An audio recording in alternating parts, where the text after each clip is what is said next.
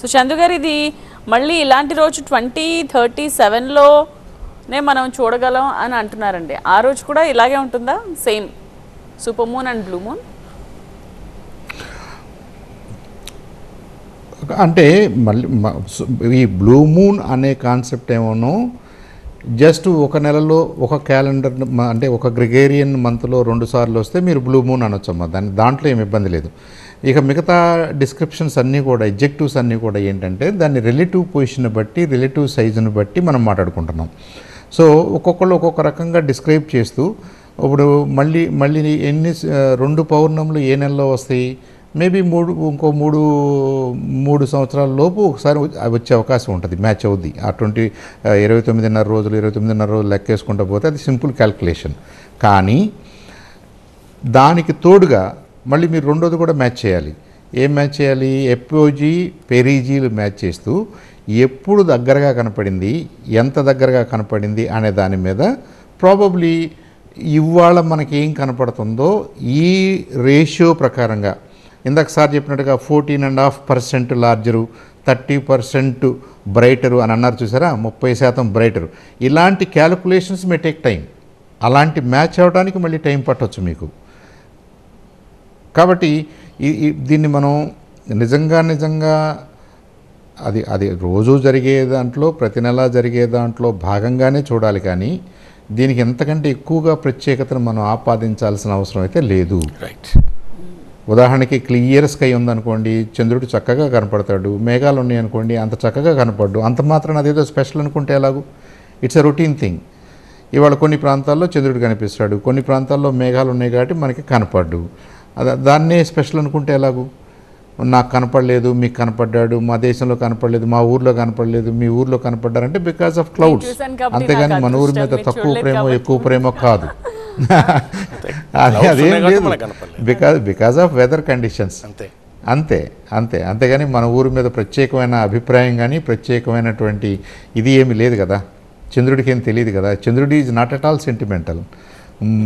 భూమి ఏమి సెంటిమెంటల్ కాదు. They do what they are suppose to do. వాళ్ళు ఏం చేయాలో అదే చేస్తాయి. అంతే. సెల్ఫిష్ అండి. సెంటిమెంటల్ కాదు కానీ చంద్రుడు సెంటిమెంటల్ కాదు కానీ సెల్ఫిష్ అంటున్నా. అంటే భావించుకున్న వాళ్ళకి నాట్ నెసెసరీలీ అమ్మ. అది కవి హృదయం. అది కవి హృదయం. కవి ఏం చెప్తున్నాడంటే చందమామ బాగా ఉన్న రోజున మనకి ఆహ్లాదకరంగా ఉంటుంది కాబట్టి దానికి అలాంటి ఎడ్జెక్టివ్స్ వాడారు. అమావాస్య నాడు మనకు ఆహ్లాదకరమైన పరిస్థితి ఉండకపోవచ్చు, చీకటి భయము ఇవన్నీ ఉన్నాయి కాబట్టి మనకి దాన్ని ఒక డిఫరెంట్గా మాట్లాడారు. అంతేగాని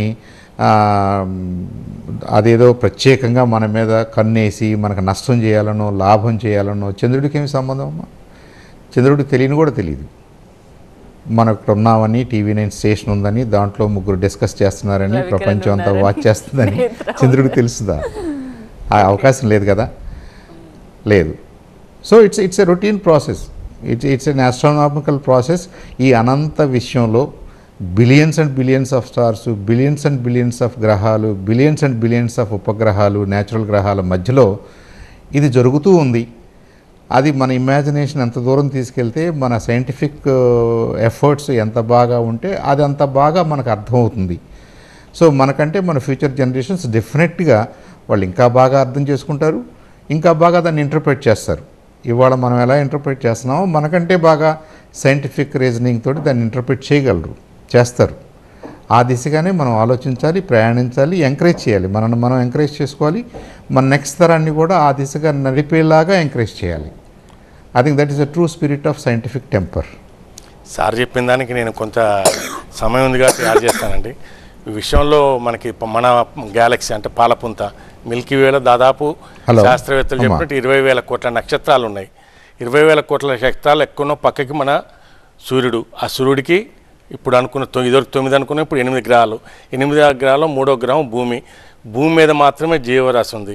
జేమ్స్ టెలిస్కోప్ మనకి పెద్దది, అత్యంత పెద్దది పెట్టారు. కొన్ని కోట్ల కాంతి సంవత్సరాల దూరం చూసే కాడ ఎక్కడ కూడా ఎన్ని వేల కోట్ల గ్రహాలు ఉన్నాయి ప్రతి నక్షత్రానికి, కానీ ఎక్కడ జీవరాశి లేదు. అత్యంత చిన్నది, సముద్రంలో ఒక నీటి బిందువు కన్నా విలువ ఉంటుందేమో కానీ మన భూమి నథింగ్. వేర్ వీఆర్, ఎక్కడ మనం అంటే ఇట్స్ నథింగ్. అట్లాంటి భూమిని మనం నాశనం చేసుకుంటూ చంద్రుడి మీద పోవాలి, అంగారకం మీద పోవాలని చూసుకుంటున్నాం. కానీ దాన్ని కాపాడుకున్నట్టయితే ఈ రాసులు గీసులు అనే ముచ్చలు కాకుండా మనం భూమిని కాపాడుకుంటే ప్రయత్నం చేస్తే మంచిది. ఎందుకంటే భూమిని కాపాడుతున్న చంద్రుడే. ఈరోజు మనం ఉన్నామంటే, ఈ వాతావరణం ఉన్నదంటే ఇవన్నీ ఉండడానికి చంద్రుడే కారణం. సమయం కాలం అన్నిటికి కూడా ప్రధానమైన కారణం సూర్యుడు ఎంత ముఖ్యమో దాంతోపాటు దానంతకన్నా తక్కువైనా కూడా చంద్రుడు అంత ముఖ్యమైనది. కాబట్టి మనం దీనికి భూమిని కాపాడుకోవడానికి ప్రయత్నిద్దాం. మూఢనమ్మకాలన్నింటినీ దూరం చేద్దాం అనేది అందరూ ఆలోచిస్తే మంచిది.